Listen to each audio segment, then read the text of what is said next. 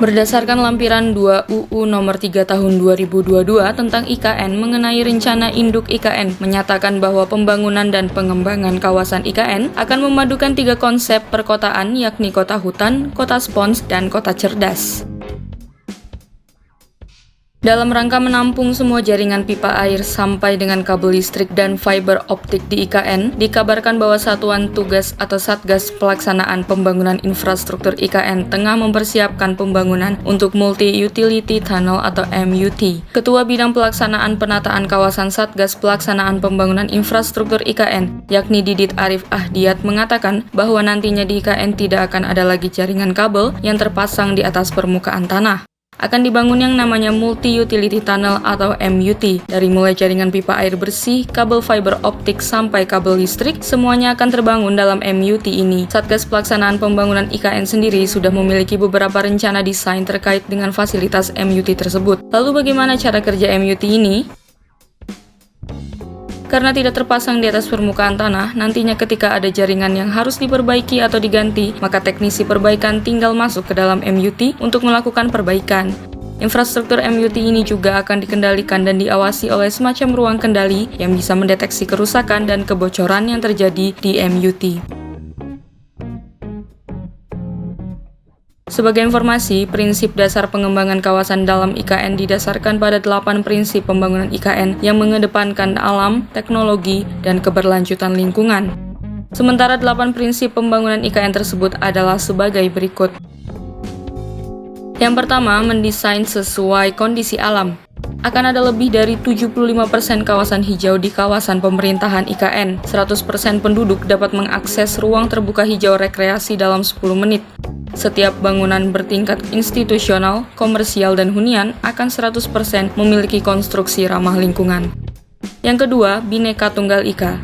IKN akan mengintegrasikan 100% seluruh penduduk baik dari lokal maupun pendatang. 100% warga dapat mengakses layanan sosial atau masyarakat dalam 10 menit. 100% tempat umum dirancang menggunakan prinsip akses universal, kearifan lokal, dan desain inklusif. Yang ketiga, terhubung, aktif, dan mudah diakses. IKN akan memiliki 80% perjalanan dengan penggunaan transportasi umum atau mobilitas aktif. 10 menit ke fasilitas penting dan simpul transportasi umum, kurang dari 50 menit untuk koneksi transit ekspres dari kawasan inti pusat pemerintahan ke bandara strategis pada 2030. Yang keempat, rendah emisi karbon. 100% kebutuhan energi di IKN akan dipenuhi oleh instalasi kapasitas energi terbarukan. 60% peningkatan efisiensi energi dalam bangunan umum yang baru di 2045 dengan target net zero emission di IKN pada 2045. Yang kelima, sirkuler dan tangguh. 10% dari lahan seluas kawasan pemerintahan IKN akan tersedia untuk kebutuhan produksi pangan.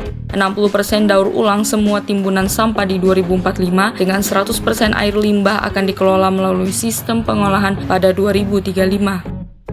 Yang keenam, aman dan terjangkau. Pembangunan IKN ditargetkan menjadi 10 kota terbaik menurut Global Livability Index pada tahun 2045, di mana semua pemukiman di kawasan pemerintahan IKN memiliki akses terhadap infrastruktur penting di 2045 dan perumahan yang adil dengan perbandingan 1:3:6 untuk jenis perumahan mewah, menengah, dan sederhana.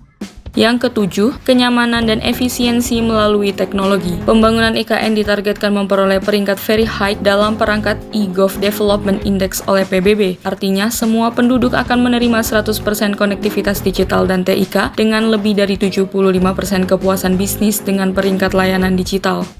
Dan yang kedelapan, peluang ekonomi untuk semua.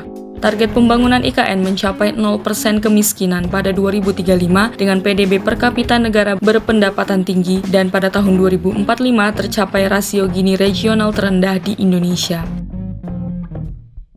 Itu dia 8 prinsip pembangunan IKN Nusantara sebagai acuan dari perencanaan pembangunan IKN. Demikian, semoga pembangunan IKN dapat berjalan sesuai rencana dan target yang sudah ditentukan.